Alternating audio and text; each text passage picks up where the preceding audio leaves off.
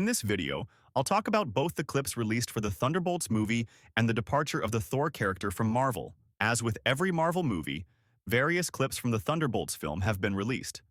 Nowadays, people are talking more about the scenes we'll see at the end of the movie rather than the movie itself. So far, I still haven't seen these scenes, but there are leaks being shared on Twitter and such. In particular, we see that the name Thunderbolts is temporary, and that's why there's a small star symbol at the end of the logo. The Thunderbolts movie will truly be the beginning of the new Avengers, and people are still surprised at how important this movie is. Actually, the only thing that surprised me was that there's a post-credit scene heavily tied to Doomsday. Other than that, we had already understood that the movie we are about to watch would directly connect to Doomsday when the cast was first announced.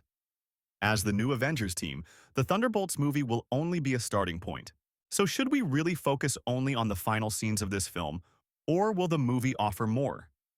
Looking at the clips released for the film, I saw that there are some amazing action scenes. First, we watch John Walker and Taskmaster fighting. Although Taskmaster is a character who can copy her opponent's moves, she was not a super soldier and would not be able to defeat John Walker, who is at the peak of his form. Because John Walker used the Super Soldier Serum in the Falcon and the Winter Soldier series.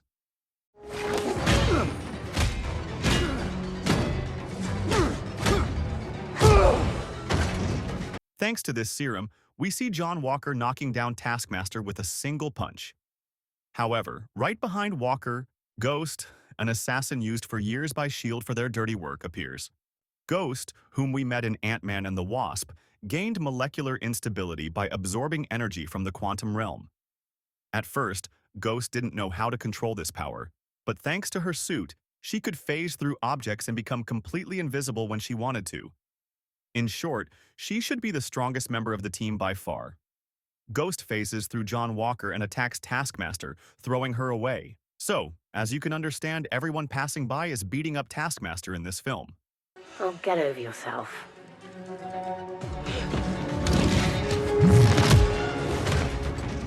Friends, if Taskmaster is going to die in this film, which we're almost certain of because Olga Kurilenko's name was not listed among the Doomsday cast, I'm starting to really feel sorry for the character.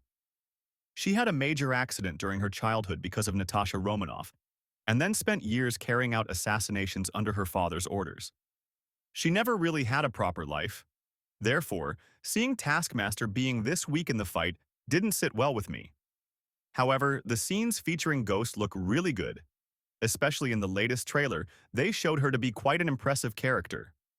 Meaning, unless Ghost allows it, nothing can touch her. Having a power that comes from the quantum realm makes her overwhelmingly strong compared to the rest of the team. In terms of street-level characters, there are some very nice fight scenes in the movie.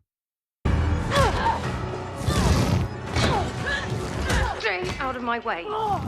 In the next clip, we see the team attacking the old Avengers Tower, which has now been turned into Val's Tower. Their goal is to rescue Bob, aka Sentry, from Valentina's hands. They beat up a lot of guards downstairs, but Valentina tells them that there's no need for that and that they can come upstairs and talk. When the team gets upstairs, she mocks them all. She makes fun of Bucky for becoming a congressman and planning a political career. She says she doesn't even know who Red Guardian is and jokes that he looks like Santa Claus. She also throws jabs at Yelena and Ghost, but for some reason, we don't see Taskmaster in this scene, friends. In the first trailers, Taskmaster was supposed to be in this scene as well, but unfortunately she's not here. Either Marvel tricked us with trailer games, or Taskmaster might show up in the later scenes. However, what I understand from this scene is this. Since Valentina was a high-ranking official at the CIA, she used to work with John Walker, Yelena, Ghost, and Taskmaster in the past. At this point, Taskmaster might still be serving Valentina. Marvel very likely intentionally reduced Taskmaster's scenes and deliberately sidelined her because Olga Kurilenko did not attend the film's premiere. Maybe Taskmaster never even removes her mask in the movie, and they didn't use the actress at all. It's truly upsetting that a character like Taskmaster, first turned into a woman and then beaten up this badly, ended up like this. In older Marvel animations, Taskmaster was truly a formidable character. At the very least, it's unfortunate that someone who should be stronger than Yelena and Red Guardian didn't get more screen time. Of course, right now, we're talking about how Taskmaster is being wasted. But let's not forget that Marvel will also say goodbye to Thor by 2027 at the latest. We will bid farewell to Thor in the upcoming Avengers movies. A source that has provided many accurate leaks in the past had said that Marvel is writing an epic finale for the Thor character in the new Avengers movies. It's impossible for me to make a special video about this because I don't know the details, but it's truly unbelievable that Marvel wants to get rid of Thor so early. Why would they want him to die without even letting us see him grow old and become old King Thor? It's really hard to understand what kind of plan Marvel has for the MCU reboot after Avengers Secret Wars. While Marvel is bringing back the old X-Men characters, they are trying to say goodbye to actors who could still continue. I think Marvel will release Thor's fifth movie during the Doomsday and Secret Wars period. Otherwise, there would be no reason for such a quick farewell to Thor. In the past, we used to say, Thor will definitely survive because we saw Deadpool die in his arms. But now, while Deadpool continues to exist in the MCU, we're talking about Thor leaving. Actually, what really made me suspicious was that Chris Hemsworth's name was initially announced for the Avengers Doomsday movie. In cinema, the actors with the most scenes and highest salaries are listed first. In other words, the actors whose names are closest to Robert Downey Jr.'s would be more important in the movie. In any Avengers movie, Thor was never sidelined. The only production where Thor might have been somewhat sidelined was Endgame, but even there, he had a lot of scenes.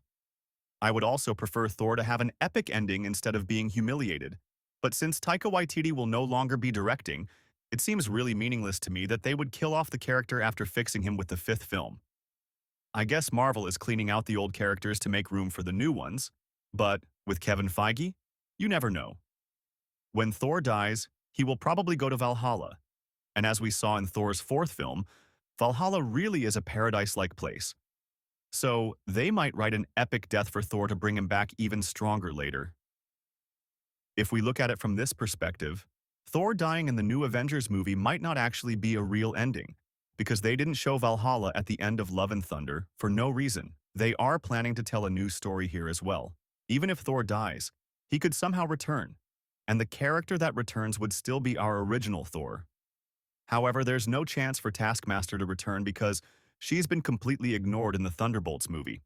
I think it would be unacceptable for them to sideline Thor in the Avengers Doomsday movie, because the girl who gained powers from eternity and Thor's future should be very important. When the universe is rebooted, maybe Thor could die while protecting Love, because Love, who was resurrected with eternity's powers, seems like the key to rebooting the multiverse. If this epic ending they wrote for Thor is indeed this, then Thor could die in the movie, that's true. But when the universe restarts, Love could reshape Thor, who had been a father figure and protector to her. Maybe in the MCU, after eternity, the new multiverse could be Love herself. So anything is possible, but I don't think Thor will completely disappear from the MCU even if he dies. Yes, friends. I hope you liked the content I prepared. If there are any other videos you want to see, don't forget to write them in the comments. That's all from me for now. Take care of yourselves and goodbye.